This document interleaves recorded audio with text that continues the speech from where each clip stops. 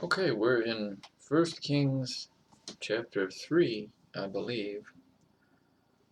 Um, let's begin in prayer before we start. From Matthew chapter 6, verse 9.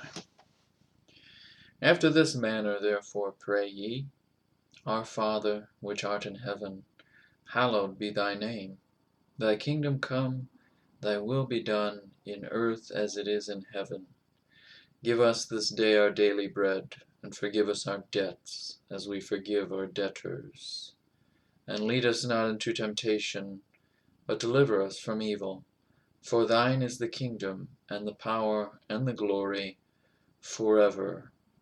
Amen. Amen. 1 Kings chapter 3. All the what we left off with last time was basically Solomon solidifies his position as the new king, the successor to David. David, doesn't have much confidence in Solomon, but Solomon, he promised Bathsheba, I think, that Solomon would be his successor. So Solomon executes all of these potential rebels and establishes his position pretty strongly, right? You mess with me, well, it's not going to be good for you, basically. And to be honest, Solomon's reign is mostly peaceful. Solomon doesn't have to deal with too many wars or bad situations. Now, he creates bad situations because of Solomon's life, what he chooses to do. He makes all the mistakes that Moses warned about, all the way back in Deuteronomy, I believe. He warns about collecting horses. He warns about collecting wives. He warns about collecting gold, 666 talents of gold. Why is that number there? Well, you can think about it. Solomon makes all those mistakes. And as with before, as with everything, there are consequences to sin. And so, though Solomon's reign is peaceful, he sets the stage for the disasters and failures in the future for Israel. Sad. But anyway, that's where we're at. His kingdom is established, and it starts out good. Solomon starts out very good. But, like I said, he did all those things. He collected horses, collected wives, collected gold, and he turned away from God. He started worshiping Molech, and basically all those wives cause him to turn away from God and start to build structures for all of these pagan gods. And basically that's the big one that really causes him to turn away. But he starts out well, like I said, and that's where we're at right here. We're in chapter 3 of 1 Kings. Solomon makes alliance with Pharaoh and marries his daughter. Verse 1. And Solomon made affinity with Pharaoh, king of Egypt, and took Pharaoh's daughter, and brought her into the city of David, until he had made an end of building his own house, and the house of the Lord, and the wall of Jerusalem round about.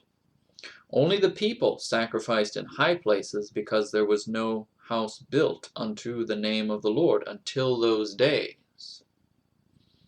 And Solomon loved the Lord, walking in the statutes of David his father, only he sacrificed and burnt incense in high places. Notice that distinction there in verse 3. That's interesting. Never noticed that before. I think Solomon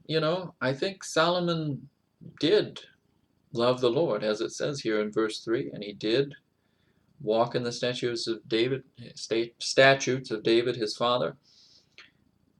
And I think Solomon ultimately turned out good, but his life kind of is an example to us of failure. And you see that especially in Ecclesiastes. I like Solomon a lot. I identify with him quite a bit. But yeah, I'm sorry. Solomon sacrifices at Gibeon. There's a reference here for 2 Chronicles chapter 1, 2 through 6. But we're in 1 Kings chapter 3, verse 4. And the king went to Gibeon to sacrifice there, for that was the great high place. 1,000 burnt offerings did Solomon offer upon that altar. Solomon's prayer for wisdom. Verse 5. In Gibeon the Lord appeared to Solomon in a dream by night, and God said, Ask what I shall give thee. And Solomon said, Thou hast showed unto thy servant David my father great mercy, according as he walked before thee in truth, and in righteousness, and in uprightness of heart with thee. And thou hast kept for him this great kindness, that thou hast given him a son to sit on his throne, as it is this day. And now, O Lord my God, thou hast made thy servant king instead of David my father. And I am but a little child. I know not how to go out or come in. He's honest, right?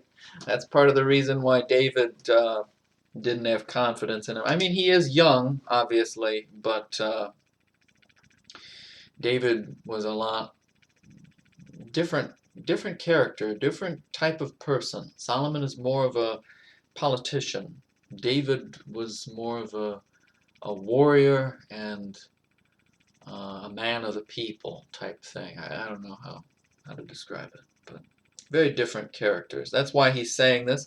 At least he's admitting it, you know. He knows what his father was telling him, you know. 8. And thy servant is in the midst of thy people which thou hast chosen, a great people, that cannot be numbered nor counted for multitude. Give therefore thy servant an understanding heart to judge thy people, that I may discern between good and bad. For who is able to judge this, thy so great a people? See, Solomon was highly intelligent, but then think about that. What kind of gifts did God amplify in his mind then after he makes this prayer? And the type of discernment he had. He must have been one of the smartest people. Unfortunately, he gets duped by the lusts of this world. But then he turns back, you know. That's the magnificent thing about his story, really. 10. And the speech pleased the Lord that Solomon had asked this thing. And God said unto him, Because thou hast asked this thing, and hast not asked for thyself long life, neither hast thou asked riches for thyself, nor hast asked the life of thine enemies, but hast asked for thyself understanding to discern judgment. Behold, I have done according to thy words. Lo, I have given thee a wise and an understanding heart, so that there was none like thee before thee, neither after thee shall any arise like unto thee. And I have also given thee that which thou hast not asked, both riches and honor, so that there shall not be any among the kings like unto thee all thy days. And if thou wilt walk in my ways, to keep my statutes and my commandments, as thy father David did walk, then I will lengthen thy days. And Solomon awoke, and behold, it was a dream. And he came to Jerusalem and stood before the ark of the covenant of the Lord, and offered up burnt offerings, and offered peace offerings, and made a feast to all his servants. The wisdom of Solomon, verse 16. Then came there 2 women that were harlots unto the king, and stood before him. And the one woman said, O my lord, I and this woman dwell in one house, and I was delivered of a child with her in the house. And it came to pass the 3rd day after that I was delivered, that this woman was delivered also, and we were together. There was no stranger with us in the house, save we 2 in the house. and this woman's child died in the night because she overlaid it. Sad. And she arose at midnight, and took my son from beside me, while thine handmaid slept, and laid it in her bosom, and laid her dead child in my bosom. And when I rose in the morning to give my child suck, behold, it was dead. But when I had considered it in the morning, behold, it was not my son, which I did bear. And the other woman said, Nay, but the living is my son, and the dead is thy son. And this said, No, but the dead is thy son, and the living is my son. Thus they spake before the king. Then said the king, The one saith, This is my son that liveth, and thy son is the dead. And the other saith, Nay, but the son is the dead. But thy son is the dead, and my son is the living. And the king said, Bring me a sword. And they brought a sword before the king. And the king said, Divide the living child in two, and give half to the one and half to the other. Then spake the woman whose the living child was unto the king, for her bowels yearned upon her son. And she said, O my lord, give her the living child, and in no wise slay it. But the other said, Let it be neither mine nor thine, but divide it. That's the kind of attitude that I encounter on a daily basis in my job. I tell you, nuts. You got just, that's complete insanity.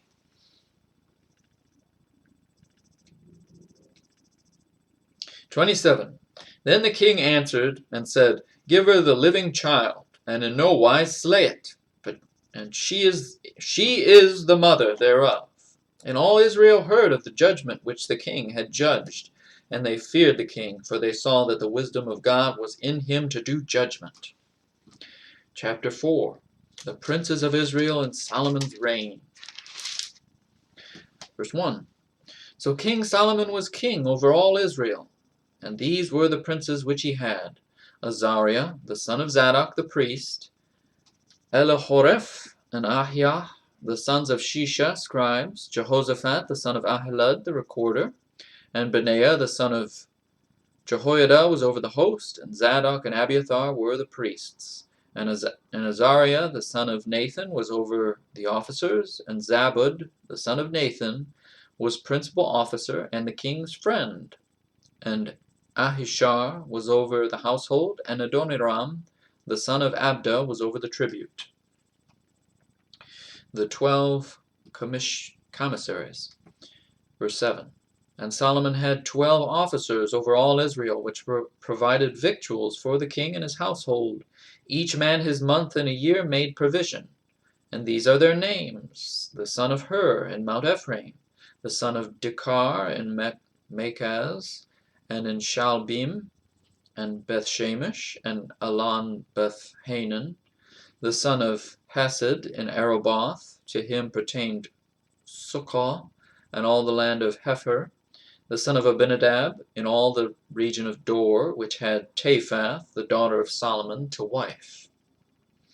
Baana, the son of Ahilud, to him pertained Tanakh, and Megiddo, and all Bethshan, which is by Zartana, beneath Jezreel, from Bethshean to Abel Moholah, even unto the place that is beyond Jokneam. The son of Geber, in Ramoth Gilead, to him pertained the towns of Jair, the son of Manasseh, which are in Gilead. To him also pertained the region of Argob, which is in Bashan, 80 great cities with walls and brazen bars. Ahinadab, the son of Iddo, had Mahanaim. Ahimaaz was in Naphtali. He also took Basmath, the daughter of Solomon, to wife. Solomon's positioning a lot of family members in the government, I guess. That's one thing you could take away from this. Baana, the son of Hushai, was in Asher and in Aloth.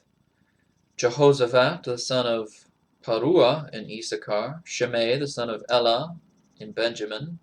Geber, the son of Uri, was in the country of Gilead, in the country of Sihon, king of the Amorites, and of Og, king of Bashan, and he was the only officer which was in the land. Why does it say that? That's interesting. 20. Judah and Israel were many as the sand which is by the sea, in multitude, eating and drinking and making merry. And Solomon reigned over all kingdoms, from the river unto the land of the Philistines, and unto the border of Egypt. They brought presents, and served Solomon all the days of his life. And Solomon's provision for one day was 30 measures of fine flour, and 60 measures of meal, 10 fat oxen, and 20 oxen out of the pastures, and 100 sheep, beside harts, and roebucks, and fallow deer, and fatted fowl. For he had dominion over all the region on this side the river, from Tiphsah even to Azah, over all the kings on this side the river. And he had peace on all sides round about him. And Judah and Israel dwelt safely, every man under his vine and under his fig tree, from Dan even to Beersheba, all the days of Solomon. And Solomon had 40,000 stalls of horses for his chariots, and 12,000 horsemen. Do you really need 40,000 stalls for your horse chariot? Stalls of horses for his chariots. Wow. Really need that many though, you know. How about one horse? Like one good black or white horse, you know. I don't know. Or maybe 10 if you want to go crazy, but 40,000? How do we jump from 10 to 40,000? 27. And those officers provided victuals for King Solomon and for all that came into King Solomon's table, every man in his month. They lacked nothing. I think that's the key also with all of these descriptions here in chapter 4 that you should take note of. These officers provided victual for King Solomon. Think about government today. Think about how your taxes pay for an ever-increasing federal government budget. That's one of the things you need to take note of. One of Solomon's mistakes, plural. He continued to expand government, which is part of the downfall of all nations. They continue to expand government until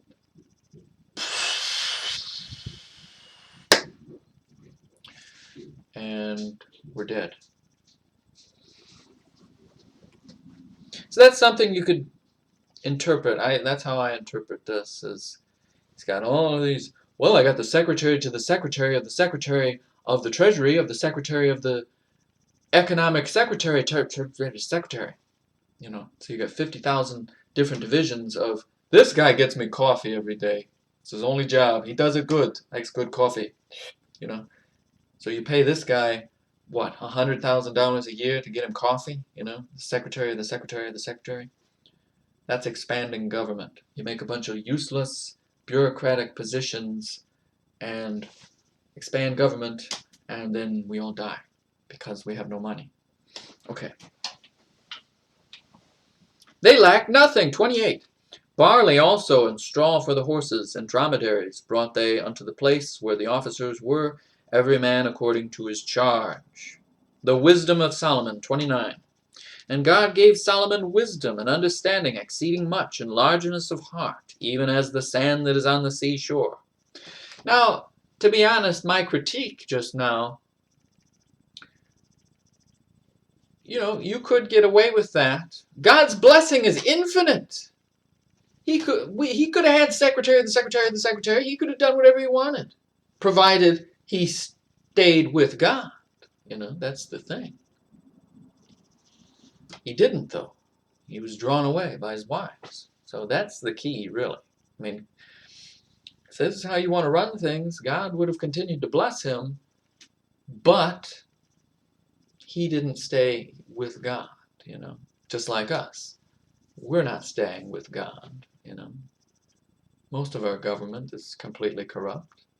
It's very sad. The same situation continues to happen, same cycle, you know.